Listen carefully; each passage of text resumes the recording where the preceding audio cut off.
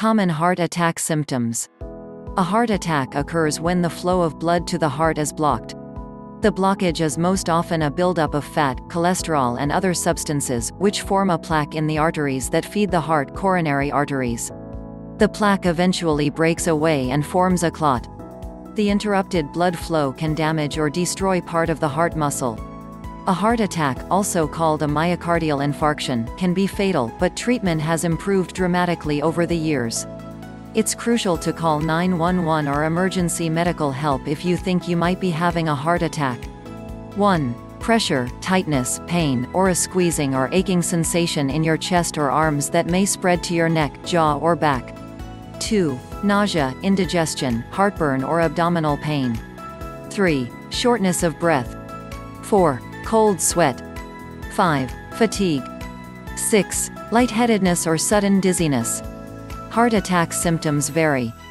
Not all people who have heart attacks have the same symptoms or have the same severity of symptoms.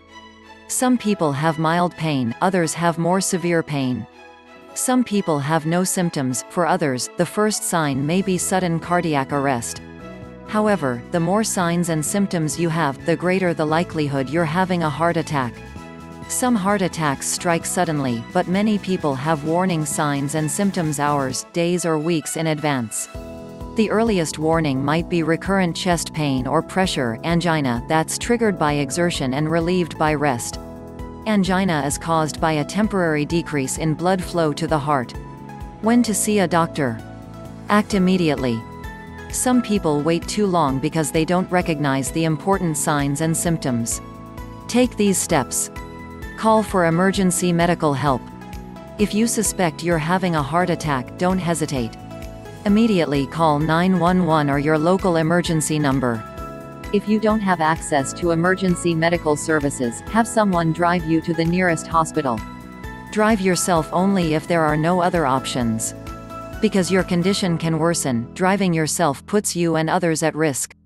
Take nitroglycerin, if prescribed to you by a doctor. Take it as instructed while awaiting emergency help. Take aspirin, if recommended. Taking aspirin during a heart attack could reduce heart damage by helping to keep your blood from clotting. Aspirin can interact with other medications, however, so don't take an aspirin unless your doctor or emergency medical personnel recommend it.